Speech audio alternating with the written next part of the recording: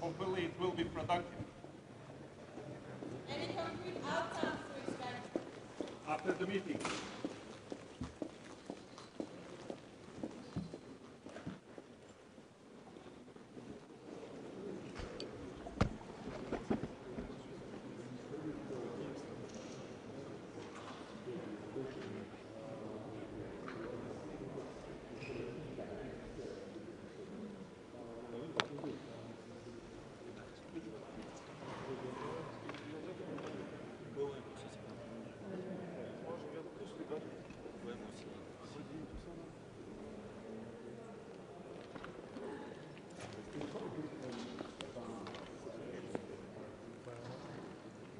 Un nuage, pas de nuage.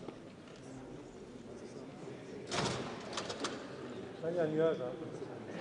Il y a un nuage pour l'instant.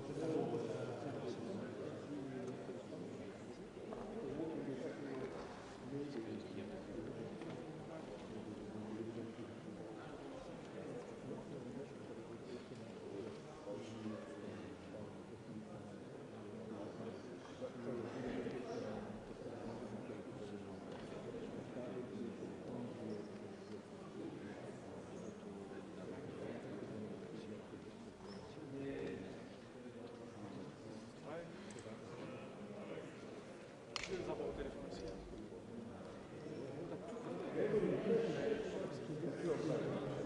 C'est pas de raison. Ça ne peut pas être ici. Ouais, ils vont penser que...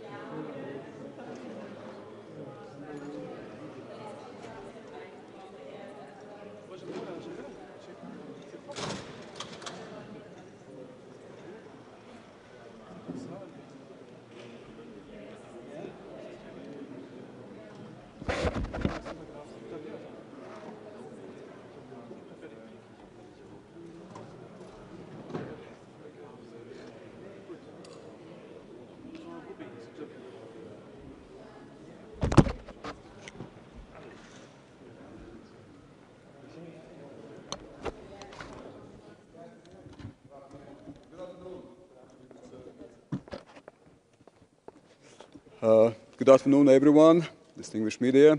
This is an important meeting today on a coalition of the willing.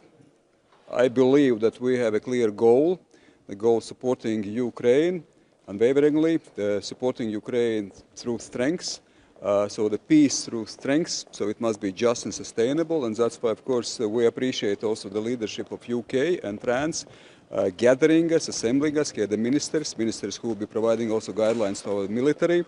Of course, the reassurance force, which is on agenda. It is an important mechanism how we can support Ukraine as well. Of course, some details still must be carved out. Some parameters of the ceasefire or peace agreement also, of course, must be established. Latvia has played an important role. We believe that we must be part of the coalition of the willing, and I would even add coalition of the able. So we've been able supporting Ukraine with 0.25% from our GDP, which goes militarily to Ukraine every year, this year and next year. And last year we've been top 3 in terms of military support. We've been providing equipment. We are leading or co-leading together with UK the drone coalition. We believe all technologies start changing the battlefield. And of course, we are also one of the leading nations in training Ukraine already for years, Ukrainian soldiers, and will be continuously doing so also in different formats. Well, the reassurance force, of course, still must be discussed in details. There are several dimensions to it, but I would not go too much public before we also make some decisions. But at the same time, as I mentioned previously, there are several processes at the same time, in a sense. Namely, is that, of course, we have to deal with Russia. We have to deal with strong sanctions. We have to deal with ensuring sustainable and just peace, supporting Ukraine. And then at the same time, of course, we are speaking specifically about concrete mechanisms, what we can do also within the framework of reassurance force. But then countries come together. Of course, we put together how we see it, what we can do, what would be the right choices. So at the very end, it is also what Europe must step up with our allies as well. This is the time to do it, and I think this is a mechanism which can be certainly employed in this regard. Minister, at the first meeting of the Coalition of the Willing here at NATO headquarters, does it mean that NATO is moving closer to the Coalition of the Willing? Would the Coalition of the Willing also be able to use, for example, command and control systems of NATO or intelligence structures of NATO? Well, there are different formats, and there is a format, of course, Coalition of the Willing. There is a format of Ramstein, which will take place tomorrow. So there are ways, formats, what can be employed in this regard.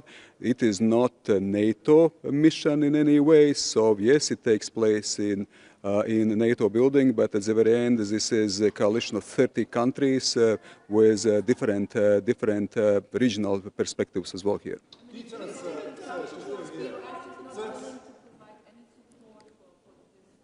Excuse me, once more.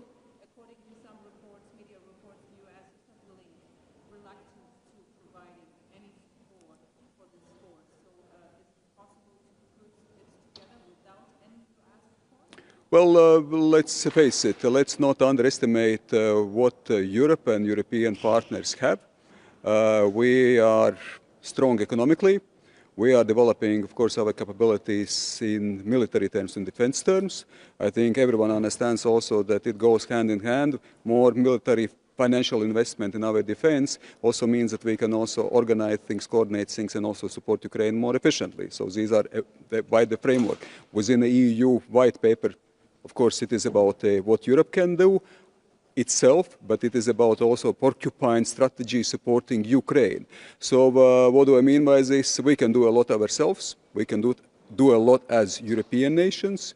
We have a lot of our own capabilities. At the same time, yes, still there are the details must be carved out how we cooperate with our partners. We believe strongly in transatlantic linkage. We believe that, again, those formats like Ramstein must be sustained, where US is also part of, but there are also other formats where US might not be part of. And I guess fairly enough that in our neighborhood, in European neighborhood, we Europeans should be able also to deal efficiently with aggressor countries, especially taking into account our capacities, our capabilities, our will also to, of course, invest in those challenging times what we are all facing. Will the reassurance force? How many troops on the ground would be a credible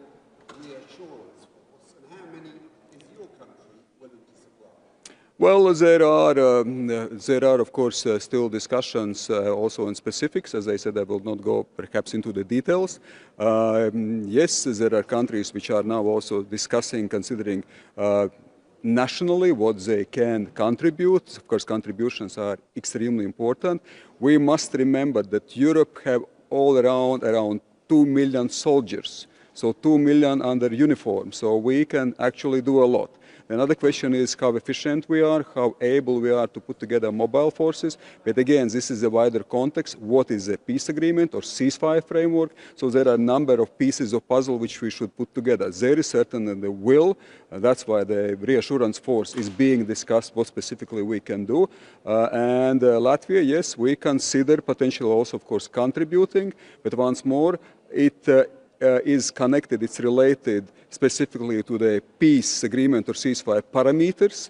It is also, of course, focused on what we do in terms of training. I mean, we've been, I would say, training leader of Ukrainian soldiers, so we, of course, certainly would see potential also some role in this regard. And last but not least, for Latvia, for some other countries which are on the eastern flank, we have to ensure also a regional eastern flank protection and defense against aggressor countries. So that's why, of course, also the providing, contributing soldiers or representatives or contribution to the reassurance force in Ukraine, we should not weaken our own defenses, being on the border with aggressor country. And we take it very seriously. We contribute strongly. In coming years, it will be 5% from our GDP will go for defense expenditure. Would it be an option that the reassurance force will end up just being a monitoring force in Ukraine? Well, first of all, once more, we are all interested in ensuring the stable peace, just peace, and sustainable peace. So that's why, of course, we have to provide everything what we can provide also on what Ukraine needs. So this is for task for the countries, also task for the ministers, together with the military planning. So to go hand in hand, how we can do it as more efficient. So there's certainly mission from mission differs, so there are different missions. So certainly this reassurance force, I think already name expresses quite a lot. So it of course reassures first of all Ukrainian side. We realize who is aggressor country and who must be supported as well. Are you confident during the talks that many states, other states will send troops, and do you think it will be enough? Well, of course, we must do everything what is efficient, what we can also agree upon. Yes, if it's 30 countries, we must remember that every country, of course, has its own capabilities, also understanding, but same time there is a common understanding that we have to be unified, that's why this is a coalition of the willing, and I once more can underline, it's not just coalition of the willing, it's also a coalition of the able, or it is those countries which provided support and which look for a new upgrade, new enhancement of that support, what we can provide. Of course, let's be realistic, most likely there are some limits as well, as I said about the quite a number of soldiers at disposal of European nations, but at the same time it must be also tailored according to all the needs under concrete circumstances, also with clear sort of setting and format in mind what ceasefire means, what potential peace agreement means.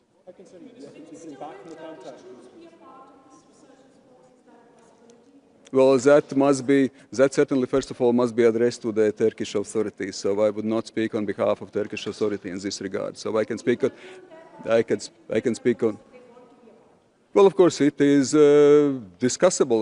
The coalition of the willing consists of many countries. And of course, if Turkey would express also its willingness, I think it certainly should be discussed. NATO is part of NATO.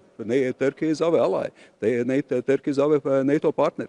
How sustainable do you think? Colleagues, last one, yes? How much longer before you actually have a concrete plan that you can put forward and say, this is what this coalition is willing to contribute? Well, again, the primary goal is to ensure the just and sustainable peace. So that's why there are a number of those dimensions what we have to deal with. So the war has been lasting already for 3 years. So we realize that this is existential threat, of course, to Ukrainian nation, but to all of us. So that's why, of course, on the one hand, we must be as fast as possible. There is a sense of urgency, but at the same time, we have to put all the pieces of puzzle efficiently together. So once more, there is a strategic dimension, there is operational dimension, there is, of course, also Ukrainian side and willingness and identification of those needs, what should be also efficiently implemented together. So there are a number of those elements which should be sort of put together efficiently in a good synergy. When do you Thank think you will be able to announce a plan? I mean, is it a question of days, weeks, no? Well, I think let's see. We will see it also today. So there will be discussion exactly on the timeline. So we've been discussing it already for some time. I think we already see some move forward quite considerably. So there already been different formats. This is the first meeting of the ministers of the Coalition of the Willing, but certainly this has been on the agenda already for some time. So now it's more about already practical implementation. So at the same time, of course, keeping also the wider strategic picture in mind. Ladies and gentlemen, I think that I will stop here. So thank you so much. And of course, good luck with, I think, very important day. Thank you so much. Thank you.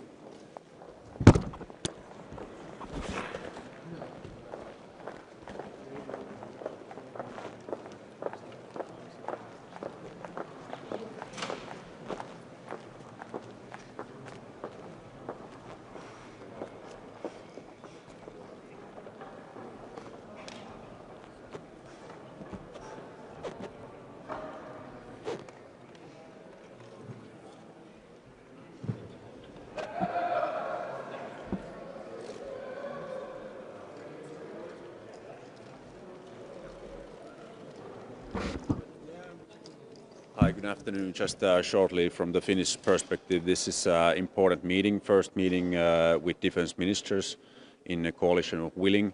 We are seeing that Russia doesn't have enough desire for peace, so it's highly important that we are strengthening the Ukraine's position in military, in industrial field, and also at the financial field, and also increase the pressure for Russia to come to the negotiation table. And of course, we are today having also the briefings from the military side that what kind of could be these security arrangements after the peace or ceasefire or some kind of peace treaty.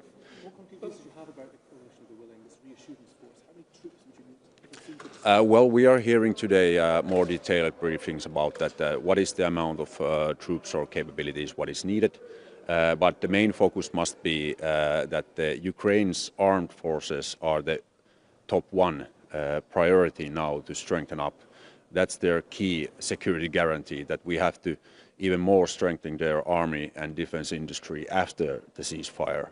And the second pillar is that this Western forces or Western operation will support the Ukraine's army forces. How many troops do you think would be necessary to provide reassurance for Ukraine from Western nations, including your own? How many are you prepared to contribute to? Well, there's a lot of public discussion now about the amount of troops, but we are now hearing the military assessment today. And of course, the Ukrainians are the key players, of course, here now, that what is their assessment. From the Finnish perspective, we think that the United States is a crucial player still in the guaranteeing the lasting security, and that's why we are emphasizing that the United States must be involved in somehow. Thank you. I have to go.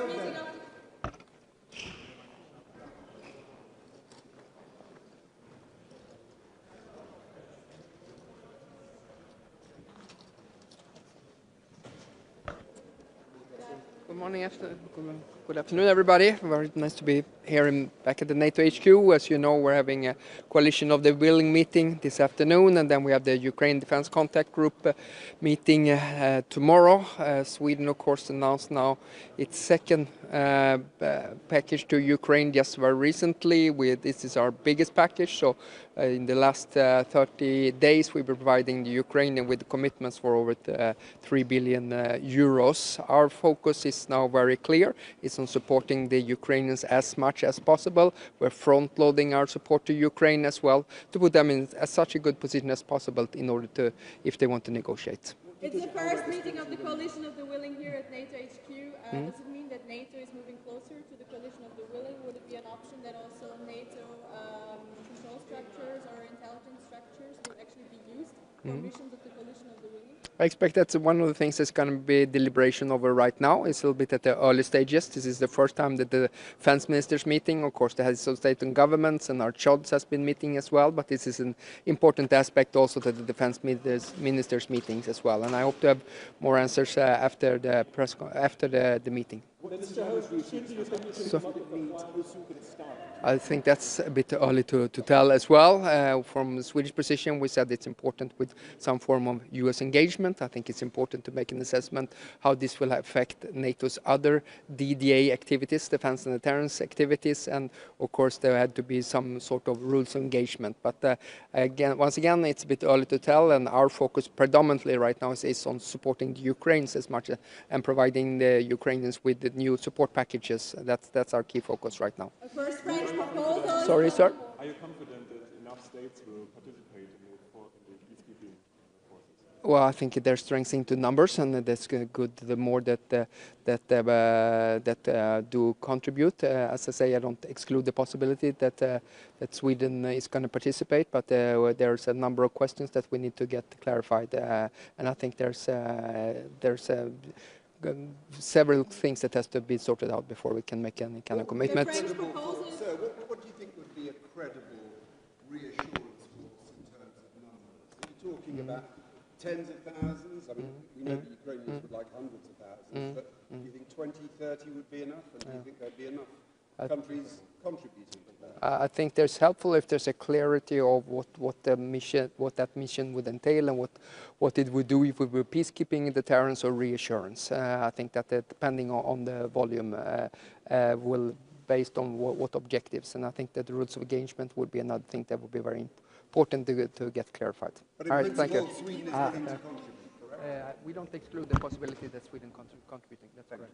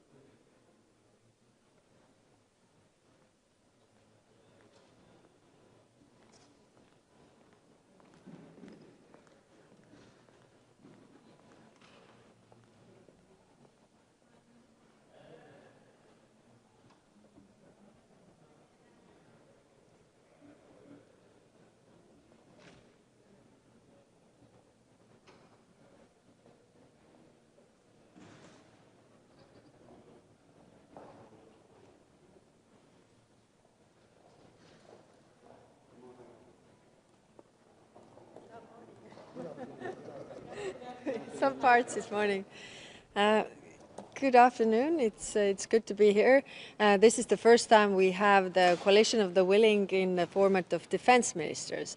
I think it's important that we have the different formats to really show the support and what more can we do. I mean, on the European Union side, we are the biggest provider of training. We have the training mission where we have already trained over 73,000 Ukrainian soldiers. We also have the civilian mission. The mission could also do more. And then we are also the biggest supporter of Ukrainian defense industry. Of course, as whole, Europe is the biggest provider also of military aid. And we are constantly pushing what more can we do, because we see the situation is such that Ukraine it has been now 4 weeks ago when they were very clear that they agreed to the unconditional ceasefire, and Russia still hasn't agreed to the ceasefire. So it's clear that Ukraine wants peace, but Russia so far doesn't. So we need to do more on our side. It's the first meeting here at NATO HQ of the coalition of the willing. Does it mean that the NATO structures will also move closer to the coalition of the willing, and that the reassurance force could potentially use NATO control systems, NATO intelligence systems as well? Well, NATO has been involved in the discussions that we have in the coalition of the willing, and it is a spot where we have these discussions. So I think everybody's thinking in terms of what more can we do in terms of the things that Ukraine really needs. That also is intelligence, that also is access to satellites, that also is different capabilities. Could the European Union contribute to a reassurance force or to some other elements that would be useful in terms of this planning? Could the training mission, for example, take place partly inside Ukraine? This is one of the topics that we are going to discuss today. I mean, bringing forward what more can the EU missions do? I mean, should we expand the mandate? Should we include different things? Should we also discuss where this training is conducted? So far, we have managed to keep the mandate and really update the mission with the Ukrainian needs. So they are constantly saying, this works, this doesn't work, let's change this. So we are able to do that and, of course, also discuss. But when it comes to any reassurance force, then also we need to know what is it really about. Is it deterrence? Is it the monitoring? Is it the peacekeeping? Also, what is our goal? And that is very much related to whether we have peace or not. And so far, we don't have peace. What to keep? A number of defence ministers have said that the US needs to support any long-term security, given that we're not even going to see the US Defence Secretary turn up to the Ukraine contact group tomorrow, which they once chaired. Are you optimistic that the US will provide some kind of backstop if there was a ceasefire, or have you essentially written them off? Well, we are constantly working with this. It is also in the interest of the United States that there is stability and peace in Europe, because it is what is happening in Ukraine and how this war ends also has an impact on other security theaters like Asia Pacific, for example. So it's also in the interest of the United States. The French proposal of the reassurance force mentions a number of troops between 10,000 and 25,000 soldiers. How many countries would need to provide to actually achieve that number? Well, of course, it's up to the member states to provide concrete numbers, and I mean, we have the discussions, and you know these discussions as well. Some member states are willing to participate, some are not, and these discussions are still ongoing. But I'm coming back to the point where, you know, the question is, first, I mean, if there is peace, then what kind of troops or what kind of reassurance we really need. So potentially it could also be just a monitoring mission then? Potentially it could be. I mean, the discussion is whether it's monitoring mission, it's a deterrence mission, it's a peacekeeping mission, it's a strengthening mission or defense mission. There are different options. So and of course different countries have different sensitivities also regarding this. But will it be possible at all to put a mission like that together without the needed backstop provided by the US? Well, we are not in that position yet. I mean, of course, we have to map what we all can do. So this is the position where we are, and of course, like I said, trying to also keep the United States on board. Okay, thank you.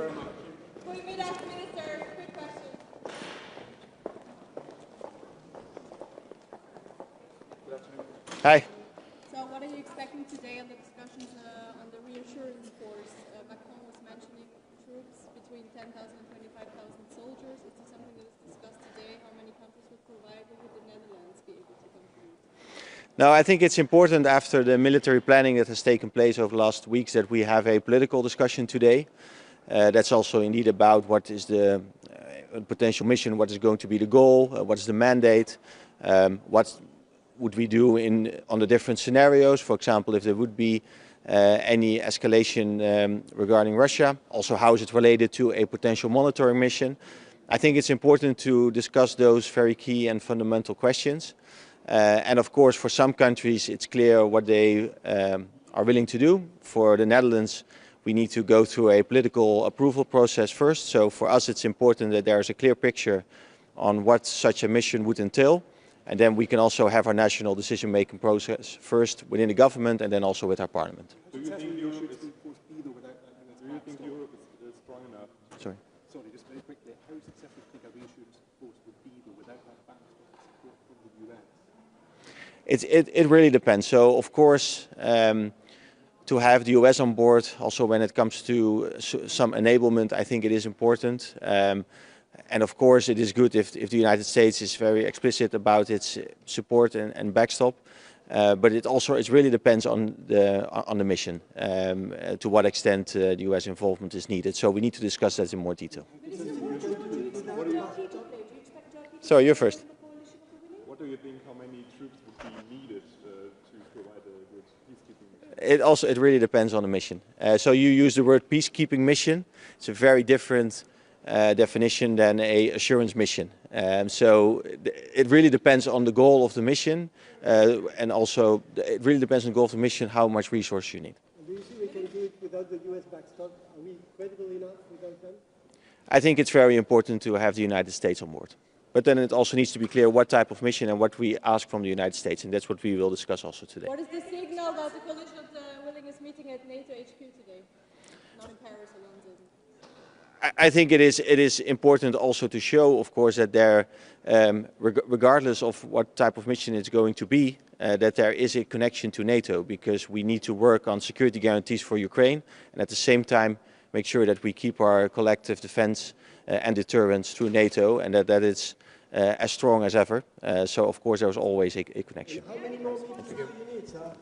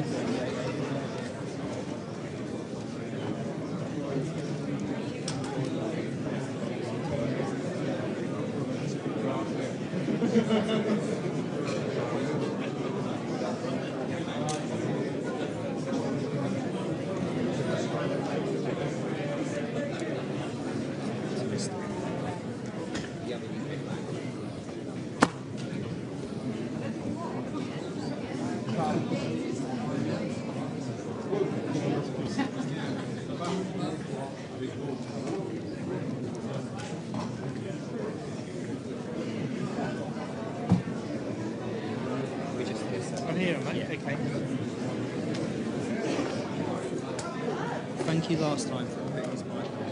Oh, yeah. If you could kindly do the same if you forget. Don't put this on.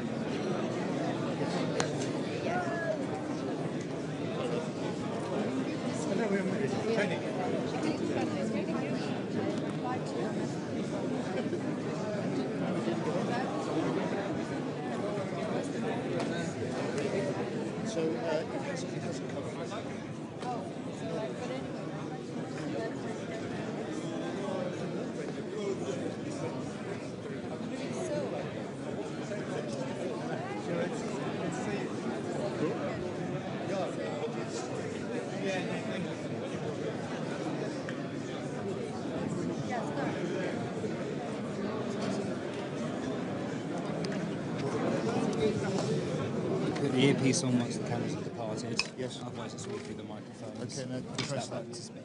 Will do. Thank you. Can you put this on when the cameras go? Okay. Thank you so much.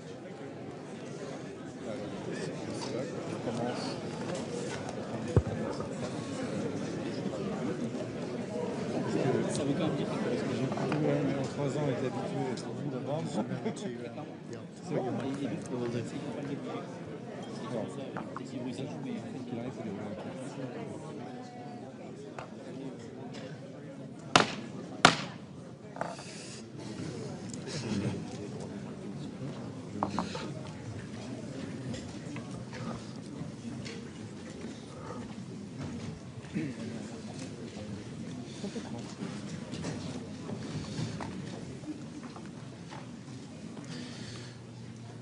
Good afternoon, all.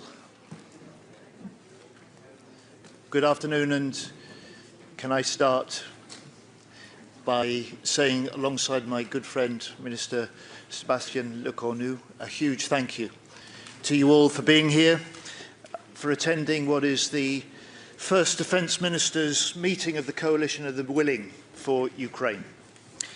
And I want to thank the 200 military planners from 30 countries in Europe and beyond who've been hard at work in recent weeks. Together, we're stepping up as one, ready to secure Ukraine's future following any peace deal. We advance the momentum of that planning here today, planning to put Ukraine in the strongest possible position to protect its sovereignty and to deter any further Russian aggression. And while today's discussions will be private, our planning is real and substantial, our plans are well developed, and we have clear objectives for Ukraine. First, to secure safe skies. Second, to secure safe seas. Third, to support a peace on the land. And fourth, to support the Ukrainian armed forces to become their own strongest possible deterrent. Our reassurance force for Ukraine would be a committed and credible security arrangement to ensure that any negotiated peace does bring what President Trump has pledged, a lasting peace for Ukraine. And we will hear in a moment from our UK and French Chiefs of Defence, Admiral Tony Ranakin and General Thierry Boucard, who together have led this work. They will give us an update on the military planning. And we will focus on how operational planning of the coalition could work and how we make sure that we're fully prepared for the moment a peace agreement is reached. But we cannot jeopardize the peace by forgetting about the war, and the daily reality for millions of Ukrainians continues. Drone attacks, missile strikes, brutal fighting on the front line. So we must put more pressure on President Putin to end his war, and we must step up our support for Ukraine, both in the fight and in the push for peace. That's why I'm grateful that so many of you who are here today will also be here tomorrow for the meeting of the Ukraine Defence Contact Group, when we will pledge more military support to bolster Ukraine on the battlefield. There are 30 countries here today, 30 countries bound by a simple belief that peace is possible and we must be ready for when that peace comes. That's why the work of this coalition is so vital. We're stepping up, we're serious, we're sending a signal to President Putin and to Minister Umerov and the Ukrainian people. We stand with you in the fight, and we will stand with you in the peace. Thank you.